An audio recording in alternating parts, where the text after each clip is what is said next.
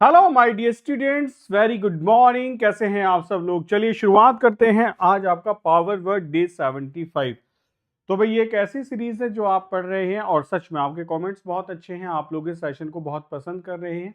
आपसे गुजारिश ये है कि आप सेंटेंसेस कमेंट सेक्शन में जरूर लिखा करो, क्योंकि वही जगह है जहां मुझे पता चलता है कि आपकी लर्निंग कितनी स्ट्रांग होती जा रही है। अदरवाइज ऐसे कुछ भी पढ़ लो, कुछ पता नहीं चलता है, सामने सामने बातें हो नहीं पाती हैं।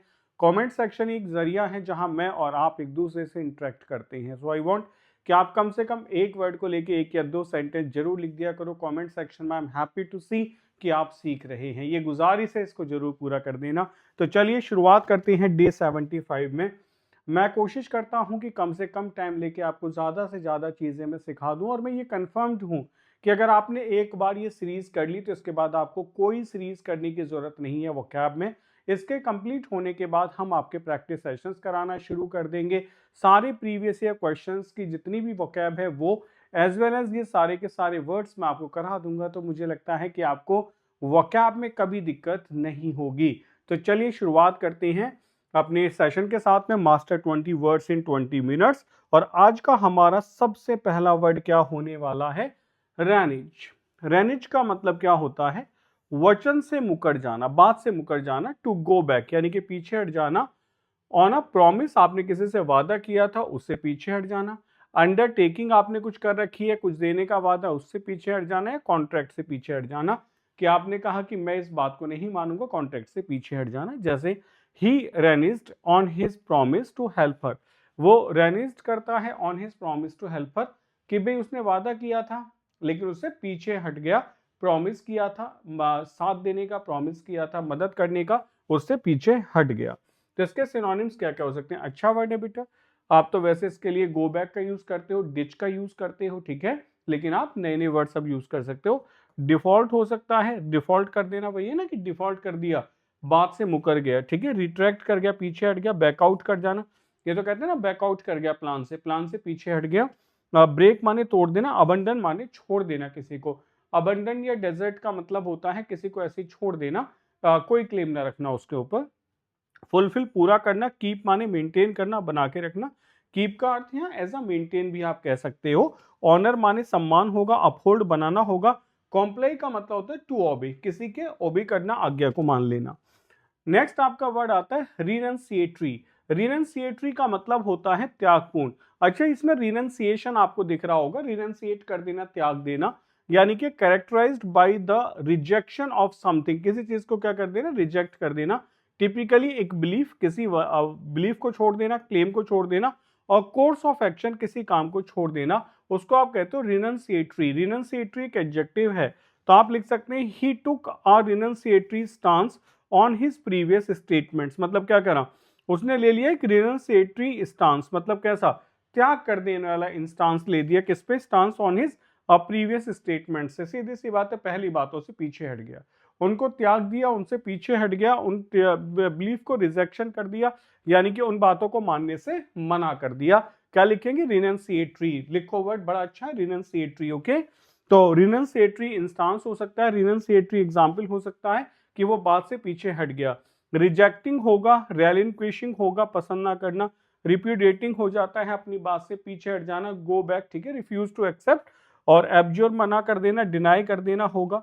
अपोजिट क्या? एफर्मेटिव। सेंटेंस ही लिखा गया, एफर्मेटिव सेंटेंस यानी कि जुड़ा रहना। एक्सेप्टिंग होगा, एम्ब्रेसिंग, गले लगा देना होगा, सपोर्टिंग होगा, एंडोर्सिंग होगा। तो ये सारे के सारे वर्ड इसके अपोजिट बन जाते हैं। नेक्स्ट आइए, नेक्स्ट है हमारा रीपैट्रिएट। रीपैट्रिएट का मतलब क्या होता है समझेंगे। रीपैट्रिएट का मतलब होता है स्वदेश वापसी। रीपैट्रिएट का मतलब होता है स्वदेश वापसी। मतलब to send someone back to their own country. मतलब किसी को किसी देश में पकड़ लिया गया, अब उसको विस्थापित करना पड़ेगा उसके देश में, तो हम उसको रिपैट्रिएट करते हैं। रिपैट्रिएट मतलब स्वदेश वापसी। The refugees were repatriated after the war ended. War के एंड होने के बाद जितने भी रिफ्यूजीज थे उनको रिपैट्रिएटेड कर दिया गया, यानी कि उनके देश वापस भेज दिया गया। इस कंडीशन को आप रिपैट्रिएटेड कहते हैं, ठीक है। तो आप इसको याद कर सकते हो, जैसे अभी हो रहा था कि अमेरिका से बहुत सारे इंडियंस को भेजा गया, वो रिपैट्रिएटेड कर दिए गए, ठीक। तो रिपैट्रिएट मतलब होता है स्वदेश वापस भेज देना। नेक्स्ट है आपका इसको रिटर्न कह सकते हो, वापस करना, रिस्टोर हो सकता है, सेंड बैक कर सकते हैं, डिपोर्ट कर सकते हैं, ठीक है। अपोजिट क्या होगा, एग्जाइल माने वनवास होता है, बैनिश कर देना, एक्सपेल कर देना या डिसप्लेस कर देना, ये सारे वर्ड इसके अपोजिट बन जाते हैं। चलिए नेक्स्ट आते हैं, नेक्स्ट वर्ड देखते हैं। नेक्स्ट है रिपोज। भाई बहुत इंपॉर्टेंट वर्ड है, रिपैट्रिएट भी इंपॉर्टेंट है, ये भी, रिपोज भी। अच्छा मैं बताता हूँ क्यों होता है रिपोज। हमें लगता है कि वापस पोज में आ जाना। रिपोज का मतलब होता है स्टेट ऑफ रेस्ट। जब आप रेस्ट की बात करते हो, स्लीप की बात करते हो, ट्रैंक्विलिटी मतलब शांति की बात करते हो, टू रेस्ट और स्लीप के लिए हम किसका यूज करते हैं, रिपोज का यूज करते हैं, ठीक है, रिपोज का यूज करते हैं। After a long day he sought repose in his comfortable bed, मतलब लॉन्ग रिटर्न के बाद ही साउट रिपोज। साउट क्या है, ये जो वर्ब होती है ना सीक, सीक की सेकंड फॉर्म है बेटा साउट, ठीक है, डोंट बी कंफ्यूज कि ये सीक का सेकंड फॉर्म होता है साउट। तो after long day he sought repose in his comfortable bed. Comfortable में ओ आर साइलेंट होता है तो कंफर्टेबल बोल जाता है, कंफर्टेबल बेड।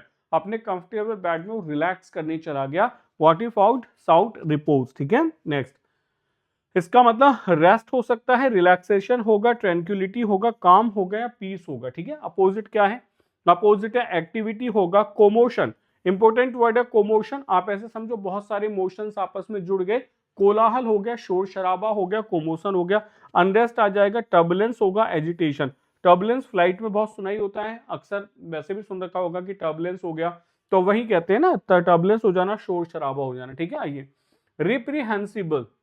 रिप्रीहेंसिबल होता निंदनीय, जिसको आपने बहुत निंदा करी है। डिजर्विंग सेंसर, क्रिटिसिज्म, ठीक है, और कंडेमनेशन, आपने किसी चीज को कंडेम किया है, निंदा कर देना, उसके लिए हम यूज करते हैं रिप्रीहेंसिबल का। रिप्रीहेंसिबल निंदा कर देना। तो आपने कहा हिज एक्शंस वर मोरली रिप्रीहेंसिबल, उसके जितने भी एक्शंस है ना वो मोरली क्या है, रिप्रीहेंसिबल है, निंदा करने योग्य हैं, कि हम उसकी निंदा करते हैं, इट्स कॉल्ड रिप्रीहेंसिबल होगा। तो उसके जितने भी एक्शंस है वो कैसे हैं, रिप्रीहेंसिबल होंगे। तो ये वर्ड आता है रिप्रीहेंसिबल। नेक्स्ट आइए, रिप्रीहेंसिबल निंदनीय के क्या होगा, डेप्लोरेबल होगा, सेम वर्ड है। डिसग्रेसफुल होगा, अच्छा वर्ड है। ब्लेम वर्दी होगा, ठीक है, या कल्पेबल होगा या डेस्पिकेबल होगा। ये सारे निंदनीय होते हैं कि सारे निंदनीय हैं। अपोजिट क्या होगा, प्रेज वर्दी होगा, कमेंडेबल होगा। कमेंडेशन प्रशंसनीय होता है, बहुत अच्छा वर्ड है। लॉडेबल प्रेज वर्दी होता है, इंपोर्टेंट वर्ड है, याद करना। एडमिरेबल आसान है। वर्चुअस तो वर्च्यू से बना है, वर्च्यू एंड वाइस हमने सुना है, उससे बना है, ये मुश्किल वर्ड नहीं है, ठीक है। नेक्स्ट आइए, नेक्स्ट आपका वर्ड होता है रिप्रेसिव। रिप्रेसिव का मतलब होता है दमनकारी, रिप्रेसिव। अच्छा कुछ ऐसे नहीं समझ आ रहा है जैसे ऑपरेसिव होता है, ऑपरेस कर देना, दबा देना। कोई ऑपरेशर है, कोई ताकतवर इंसान है, डिक्टेटर है, वो क्या करता है, दबा देता है। तो आप ऐसे यूज करना, रिप्रेसिव, दमनकारी। इनहिबिटिंग और रिस्ट्रेनिंग द फ्रीडम, रिस्ट्रेन करता है, रोक देता है किसको, फ्रीडम को, ऑफ अ पर्सन और ग्रुप ऑफ पीपल। यानी कि इनहिबिट कर देना, रोक देना, रिस्ट्रेन कर देना किसको, किसी की फ्रीडम को, यानी कि किसी को फ्री ना छोड़ना, लेवरेज ना देना, of a person group of people, इनको दबा देना, ठीक है। The repressive regime silenced all dissent. जो रिप्रेसिव रिजीम है, मतलब ऐसी जो रिजीम है जो क्या करती है, सबको दबा के रखती है, साइलेंस, उसने साइलेंस कर दिया किसको, ऑल डाइसेंट। डाइसेंट मतलब क्या होता है, विद्रोह, या फिर आप कह सकते हो डाइसेंट मतलब हो सकता है जैसे मैं आपके फेवर में नहीं हूं, तो सारे डाइसेंट को क्या कर दिया, दबा दिया उसने, ठीक है, दबा दिया, रिप्रेसिव कर दिया। रिप्रेसिव के सिनोनिम देखो, पहले लिख रहे हैं ना, ऑप्रेसिव होगा। ऑथोरिटेरियन कौन होते हैं, ऑथोरिटेरियन होते हैं जो अथॉरिटी को मानते हैं, वो होगा। टायरेनिकल होगा, डेस्पोटिक होगा, तानाशाह, डिक्टेटोरियल होगा, ठीक है। अपोजिट कौन है, अपोजिट लिबरल है। लिबरल कौन होते हैं, जो मुक्त हैं, लिबर्टी मिली है जिनको। परमिसिव हैं। लीनियंट कौन होते हैं, जो रूल एंड रेगुलेशंस को मानते नहीं है, कि आसान है, ठीक है। आ जाओ, डेमोक्रेटिक है या फिर टॉलरेंट है, ये इसके वर्ड अपोजिट आ जाते हैं। नेक्स्ट आइए, नेक्स्ट है रिप्रीव। रिप्रीव का मतलब होता है स्थगन या स्थगित कर देना, मतलब किसी चीज को पोस्टपोन कर देना, रिप्रीव कर देना। रिप्रीव होता है अ कैंसिलेशन और पोस्टपोनमेंट ऑफ अ पनिशमेंट, किसी पनिशमेंट को कैंसिल कर देना, पोस्टपोन कर देना, रिप्रीव होगा। टू कैंसिल और पोस्टपोन द पनिशमेंट ऑफ, किसी चीज के पनिशमेंट को कैंसिल कर दो, पोस्टपोन कर दो, वो आपका रिप्रीव होगा।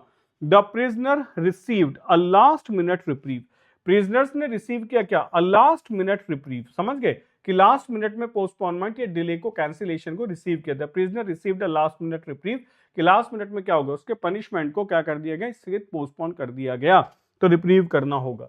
रिप्रीव का मतलब या तो कह दो पार्डन कर दिया, स्टे ऑफ कर दिया, या फिर एग्जीक्यूशन कर दिया। पोस्टपोनमेंट कर दिया या फिर डिले कर दिया, ठीक है। अपोजिट क्या होगा देखिए, पनिशमेंट दे देना होगा, पेनल्टी लगा देना, सेंटेंस होगा, जजमेंट होगा या एनफोर्समेंट होगा। तो ये इसके वर्ड अपोजिट बन जाते हैं रिप्रीव के, ठीक है। नेक्स्ट आइए, नेक्स्ट है आपके लिए वर्ड रेप्यूडिएट। रेप्यूडिएट होता है अविष्कार कर देना, अस्वीकार कर देना, आप किसी चीज को स्वीकार नहीं करते हैं, इट्स कॉल्ड रेप्यूडिएट होगा। टू रिफ्यूज टू एक्सेप्ट, किसी चीज को मानने से मना कर देना, और बी एसोसिएटेड विद, जिससे आप जुड़े हुए उसके लिए रिफ्यूज कर देना। टू डिनाई द ट्रूथ और वैलिडिटी ऑफ, किसी सच को मानने से मना कर देना या किसी वैलिडिटी को डिनाई कर देना, उसको हम कहते हैं रेप्यूडिएट। मतलब ही रेप्यूडिएटेड द एलिगेशंस अगेंस्ट हिम, उसने क्या कर दिया, रेप्यूडिएटेड कर दिया। चाहो तो आप क्या लिख सकते हो, डिनाइड लिख सकते हो, यहां भी डिनाइड का यूज करते हैं। ही denied the allegations against him, उसने सारे एलिगेशंस के लिए मना कर दिया जो उसके अगेंस्ट लगाए गए थे, ठीक है। तो ऐसे केसेस में आप रेप्यूडिएटेड का यूज कर सकते हो, ठीक है। नेक्स्ट आइए, सिनोनिम्स क्या कर सकते हैं, आपने रिजेक्ट कर दिया, रिनाउंस माने त्याग दिया, डिसोन कर दिया, ठीक है, डिसावो कर दिया, डिनाई कर देना या कॉन्ट्राडिक्ट कर देना, विरोध कर देना। अपोजिट कहता है एक्सेप्ट कर लिया, एम्ब्रेस कर लिया, गले लगाना, एक्नॉलेज होगा, एफर्म होगा, कंफर्म होगा, किस चीज को मान लेना। तो इसके अपोजिट वर्ड्स बन जाते हैं, ठीक है। नेक्स्ट आइए, नेक्स्ट है आपके लिए वर्ड रिजेंटमेंट। अब रिजेंटमेंट क्या होता है, रिजेंटमेंट होती है नाराजगी, ठीक है। जैसे आप मुझसे नाराज हैं, मैं आपसे नाराज हूं, तो ये रिजेंटमेंट होगा, ठीक है। देखिए, रिजेंटमेंट का मतलब क्या होता है, मीनिंग बिटर इंडिग्नेशन होगा या फिर एट बीइंग ट्रीटेड अनफेयरली। मतलब बिटर इंडिग्नेशन है, एट बीइंग ट्रीटेड अनफेयरली, किसी ने आपको अनफेयरली क्या करा है, ट्रीट किया है, इसलिए आप नाराज हैं। तो he felt a deep resentment towards his farmer employer, मतलब उसके अंदर क्या है, एक डीप रिजेंटमेंट है, एक बहुत नाराजगी वाली बात है, तो ना दिल से नाराज है, किसको लेके, टुवर्ड्स हिज फॉर्मर एम्प्लॉयर, अपने पहले एम्प्लॉयर को लेके वो दिल से नाराज है। तो आप इसको कह सकते हो रिजेंटमेंट होगा, नाराजगी होगा। अब ये बिटरनेस हो सकता है, नाराजगी इंडिग्नेशन होगा, ठीक है। एनिमोसिटी मतलब थोड़ा शत्रुता जैसी बात आ जाती है। ग्रज है, उसको ग्रजेस होते हैं ना, कि हमारे बीच में अगर कोई ग्रजेस है तो भाई क्लियर कर लेना, ग्रजेस मतलब होता है कोई शिकायत यदि हो, ठीक है। नेक्स्ट आता है रैंकर होगा, सेम ही है, ठीक है, परेशानी या कोई हमारे बीच में ग्रजेस है, सेम।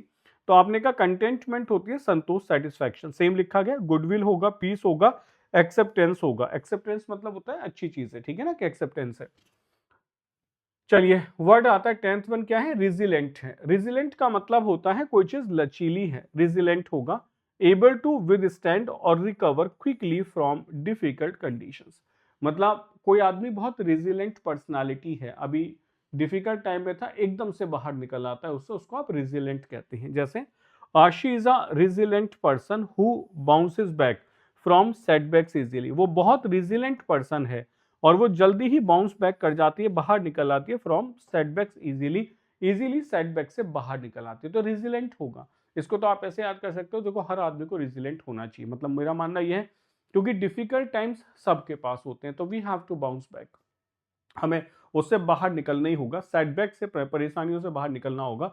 तो ये तो एक ऐसा एडजेक्टिव है जिसे आप अपने लिए भी यूज कर सकते हो, आई एम रिजिलेंट, ठीक है, मैं भी रिजिलेंट हूँ, परेशानियां सबने फेस करी है, तो एवरीवन बाउंसेस बैक, ठीक है, क्या करता है, हर कोई बाहर निकल जाता है, ठीक। नेक्स्ट आइए, तो रिजिलेंट का मतलब क्या होगा, स्ट्रांग होगा, टफ होगा, हार्डी होगा, या फिर आपने कहा एडेप्टेबल होगा, एडेप्ट मतलब अनुकूल बना लेना, ठीक है, ड्यूरेबल होगा, ठीक, लंबे समय तक चलना। फ्रेजाइल होगा, जो आसानी से टूट जाएगा, वीक माने कमजोर होगा। वल्नरेबल होता है जिसे आप आसानी से चोट पहुंचा सकते हो, ठीक है, जैसे आप कह दो बच्चे बड़े वल्नरेबल होते हैं। फिर आपने कहा डेलिकेट है, नाजुक है या ब्रिटेल है, आसानी से टूट जाएगा। तो ये सारे के सारे वर्ड्स इसके अपोजिट बन जाते हैं, ठीक है, क्योंकि फ्रेजाइल मतलब क्या है, जो आसानी से टूट जाएगा, और जो रिजिलेंट है वो है मतलब जो लचीला है, अगर आप उसको खराब स्टेट में पहुंचा देंगे तो फिर भी वो अपनी सेम स्टेट में आ जाएगा। अब भाई यहां तक होते हैं आपके 10 वर्ड्स, ठीक है, जो बच्चे नए हैं सुन लो। ऐसे बेटा 10 वर्ड्स हम कराते हैं जिसमें 5 सिनोनिम्स 5 एंटोनिम्स के साथ कंप्लीट करते हैं। अब यहां से हम शुरू करते हैं आपके बेहतरीन से इडियम्स एंड फ्रेजेस। अब 10 हम बढ़िया मुहावरे पढ़ेंगे, ठीक है, सब कुछ अल्फाबेटिकल ऑर्डर में चल रहा है, फाइंड आउट करना बड़ा आसान है। आ जाइए आगे बात करते हैं। देखिए, द हेवंस ओपन्ड मतलब क्या होता है, अ सडन हैवी रेन, इसे समझो, आपने कहा आज तो मतलब बादल फट गए या पूरी तेज बहुत तेज बारिश हुई, कहते हैं ना आसमान ही फट गया आज तो, दैट लाइक दैट। और आसमान किसका सिंबल है, इट्स फॉर द हेवन। तो आपने कहा द हेवंस ओपन्ड है, मतलब ऐसा लग रहा है कि पूरा का पूरा हेवंस क्या है, ओपन्ड हो चुका है।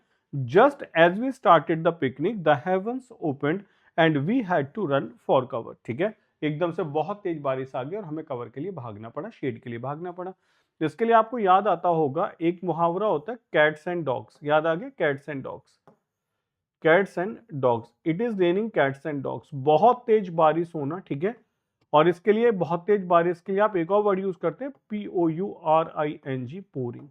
इट्स पोरिंग, बहुत तेज बारिश हो रही है। ठीक है, ड्रिजल माने हल्की बारिश होती है, पोरिंग मतलब बाल्टियां उड़ेल दी गई। ठीक, दैट वन।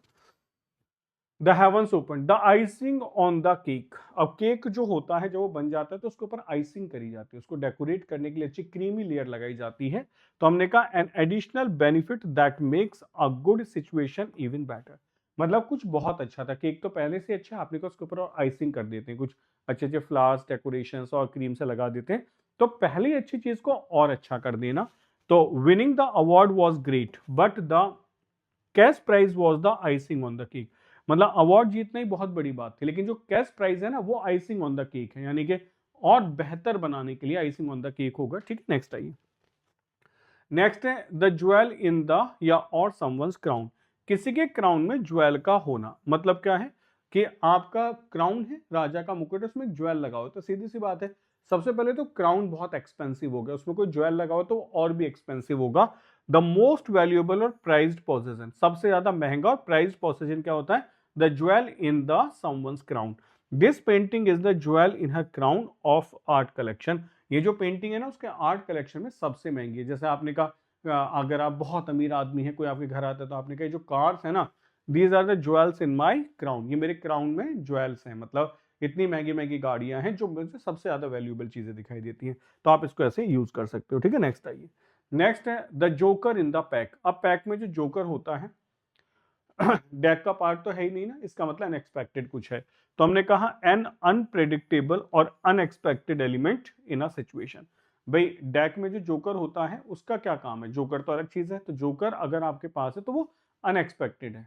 ठीक है, अनप्रिडिक्टेबल है, क्योंकि पता ही नहीं कि वो क्या चाल चलेगा। आ जाओ। He is always been the joker in the pack, you never know what he will do next. वो हमेशा क्या है, जोकर इन द पैक है, मतलब तुम्हें नहीं पता कि उसके नेक्स्ट चाल क्या होगी, नेक्स्ट मूव क्या होगा।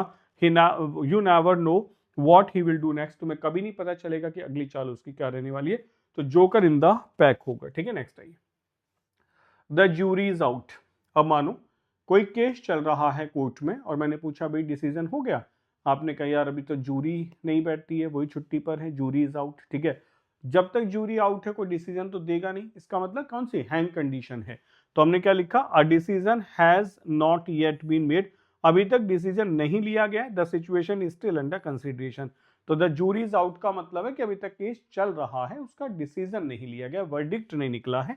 तो on the effectiveness of the new policy the jury is out, मतलब on the effectiveness of the new policy, new policy की इफेक्टिवनेस के लिए हम क्या कह सकते हैं, द जूरी इज आउट, अभी तक अंडर कंसिडरेशन है, यानी कि बिल अभी तक पास नहीं हुआ है, पॉलिसी अभी तक पास नहीं हुई है। नेक्स्ट देखिए, the mark of Cain. The mark of Cain का मतलब क्या होता है, the visible sign of guilt और पनिशमेंट। इसको भी ऐसे समझ लो, केन क्या है, ये भी जेनेसिस जो बाइबल है वहां से स्टोरी है भाई इसमें। ठीक है, केन और एबल, एक नाम और लिख लेना, ABEL, ये दोनों भाई हैं। ठीक है, तो ये अच्छा इंसान होता है, केन क्या करता है, इसको मार देता है। ठीक है, जब केन इसको मार देता है तो होता है कि जब इसने मार दिया तो इसको सजा मिलनी चाहिए, इसको सजा दी जाती है कि इसको यहाँ से एक्सपेल कर दिया जाए। ठीक है, समाज से निकाल दिया जाए। अब जब इसको समाज से निकला जाता है तो केन कहता है कि जी मेरे ऊपर जो आरोप है वो बहुत जघन्य है, भाई को मारा है, अगर मैं बाहर समाज में जाऊंगा तो कोई ना कोई मुझे वहां भी मार देगा। ठीक है, तो मुझे तो मृत्युदंड ही मिलेगा। तो ये क्या करते हैं कि इसके ऊपर ना एक मार्क लगा देते हैं। मार्क क्या है कि वो वाला मार्क कि भाई तुम ऐसे इंसान हो, तुम्हें कोई मृत्युदंड नहीं देगा, बट तुम हमेशा जाने जाओगे इस बुरे काम के लिए, समझ गए।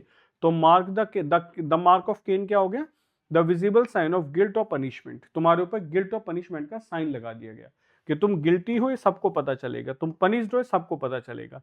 His past mistakes left him with the mark of cane in the community, मतलब उसके जो पास्ट गिल्ट्स है ना, वो कम्युनिटी में उसके मार्क ऑफ क्या है, केन है, सब उसको उसी से जानते हैं। अब मानो किसी ने कोई एक बार जीवन में गलत काम कर दिया, तो जीवन भर कुछ भी देखो, अगर वो कामयाब भी होगा तो लोग उस गलत काम की वजह से उसको पॉइंट आउट करते हैं। ठीक है, इसलिए कहा जाता है ना कि करेक्टर बहुत बड़ी चीज है, उसको बना के रखो, और एक बार करेक्टर पे यदि दाग लग गया तो फिर जीवन भर वही चीज आपको बार बार बताई जाती है। The milk in the coconut, coconut में क्या है, मिल्क है। A situation that has potential but is not fully realized, एक सिचुएशन है जिसके अंदर पोटेंशियल तो है but is not fully realized. अब कोकोनट को हम क्या कहते हैं कि कोकोनट में तो पानी निकलता है लेकिन मिल्क भी तो है। तो एक सिचुएशन है दैट हैज पोटेंशियल, वो पोटेंशियल तो है but is not fully realised, लेकिन हम जानते नहीं है। There is the milk in the coconut in this project और we just need to refine our approach, मतलब कहीं ना कहीं देखो सिर्फ पानी नहीं है, मिल्क भी है, कुछ है पोटेंशियल चीज, हम इसको रिफाइन करने की जरूरत है। ठीक है, नेक्स्ट आइए। नेक्स्ट हमारा वर्ड कहता है the pen is mightier than the sword, बहुत अच्छी बात है। द पेन का मतलब है राइटर और माइटर देन द सूड का मतलब है सोल्जर, सही है। The pen is mightier than sword का मतलब है कि जो राइटर होता है ना, कलम की ताकत जो होती है सबसे ज्यादा बड़ी ताकत होती है। तो writing is more effective than the violence. The powerful article proves that the pen is mightier than the sword. कभी कभी होता है ना कि कोई एक अच्छी सी लाइन लिख दी गई या उसे बोल दिया गया क्राउड में और क्राउड भड़क गई, तो आप कह सकते हो the pen is mightier than the sword, की तलवार भी वो घाव नहीं पहुंचा सकती है जो एक बात पहुंचा देती है। ठीक है, तो वही लिखा गया है। नेक्स्ट आइए। The pot calling the kettle black, ये जो पॉट है ना, ये कैटल को कह रहा है कि कैसी काली हो तुम। इसका मतलब a situation where someone criticize another for a faulty they also possess, मतलब समझ गए कि किचन में सारे बर्तन जो है काले हैं, सारे के सारे पॉट जो खाना बनाने के लिए यूज होते हैं वो ब्लैक ही होते हैं ना, लेकिन फिर भी एक पॉट जो है कैटल को ब्लैक कह रहा है कि तुम काली हो। तो आप कह सकते हो इस हमाम में सब नंगे हैं। ठीक है, समझ गए, होता है ना पॉलिटिशियन के लिए कि इस हमाम में सब नंगे हैं, इसका मतलब एक जो पॉट है ना वो कॉल कर रहा है कैटल को कि तुम मतलब काली हो, इसका मतलब तुम भी काली हो। तो वही लिखा है ना, a situation where someone criticises another for a faulty they also possess. It is just the pot calling the kettle black when he accuses others of being late, मतलब अगर तुम दूसरों को एक्यूज करते हो लेट आने पे तो इसका मतलब it is just like pot is calling the kettle black, तुम भी तो वैसे ही हो, तुम भी तो लेट आते हो और दूसरों को कह रहे हो कि तुम लेट क्यों आते हो। ठीक है, नेक्स्ट आइए। Next the sun is over the yardarm. ठीक है, समझो the sun is over the yardarm. Yardarm क्या होती है, अब इसको ऐसे समझेंगे, जो बोट होती थी उस पर जो सेल होते थे, ठीक है, सेल होते थे, तो होता ये था, ये एक एड्रेस किया जाता था कि जो सेलर्स होते हैं ना सी में, तो ड्रिंक करते थे। ठीक है, तो ये मान लिया जाता था कि जब तक यार्ड ड्राम के ऊपर यानी कि सन ना आ जाए, इसका मतलब जब तक वो 90 डिग्री का सन ना खड़ा हो जाए, दोपहर ना हो जाए, या फिर ये करीबन करीबन 11 AM का टाइम होता था, ये टाइम होता था जब तुम ड्रिंक कर सकते हो। It is late enough in the day to have an alcoholic drink. ठीक है, तो it is 5 o'clock, I think the sun is over the yardarm. ठीक है, तो अब क्या है, मतलब 5 बज चुके हैं, अब ये क्या है, I think the sun is over the yardarm, मतलब सन का यार्ड ड्राम पे। तो ये जो मैंने टाइम लिखा है ये कैसे लिखा है मैंने, ये लिखा है इसके हिसाब से, लेकिन ये सेंटेंस है कि कोई भी ऐसा टाइम जब आप ये कहते हो कि अब पीने का समय हो चुका है, ड्रिंक करने का समय हो चुका है, तो उसको आप कहते हो it is 5 o'clock, I think the sun is over the yardarm. ठीक है, तो ओवर द यार्ड ड्राम कैसे निकला कि एक ऐसा टाइम जहां सन ऊपर आ जाता था, सेल जो थे वो 90 डिग्री पे अपना शैडो बनाते थे, तो हेड पे आ जाना, तो उस हिसाब से सेंटेंस को निकाला गया। ठीक है, तो जो भी पीने का टाइम है उसको आप ऐसे लिख सकते हो। ठीक, तो ये हुए बच्चों आपके 10 क्या इडियम्स एंड फ्रेजेस। अब कुछ अनाउंसमेंट्स सुन लेते हैं। देखिए सबसे पहला, जो बच्चे सीडीएस के लिए तैयारी कर रहे हैं 2026 के लिए, तो उनके लिए 50% का बैच पे डिस्काउंट चल रहा है। 800 घंटे की लर्निंग आपको मिलेगी, 30+ मॉक टेस्ट मिलेंगे, 3000 से ज्यादा पेजेस के handwritten notes, 30+ solve previous year papers और 10,000 आपको प्रैक्टिस क्वेश्चंस मिलने वाले हैं। टीम आपके सामने है। ओटी के लिए 550 घंटे की लर्निंग होगी, 20 मॉक टेस्ट मिलेंगे, 2300 पेजेस के handwritten notes, 20+ solve previous year papers और 7000+ प्रैक्टिस क्वेश्चंस आपको मिलने वाले हैं। ठीक है, नेक्स्ट आइए। नेक्स्ट हम बात करते हैं बेटे इसके बाद में, नेक्स्ट बच्चों, कुछ बच्चों को ना वोकैब भी पढ़नी होती है। बहुत बच्चे हैं जिनको वोकैब में प्रॉब्लम है, तो उनको वोकैब भी पढ़नी होती है। तो आपके लिए वोकैब के लिए मैंने स्पेशल कोर्स बनाया with the help of pictures. ठीक है, ये जो कोर्स है ये सिर्फ 99 रुपीज का बेटा सिर्फ कोर्स आपके लिए है। ठीक है, डिस्काउंटेड प्राइस है, सिर्फ 99 रुपीज में है।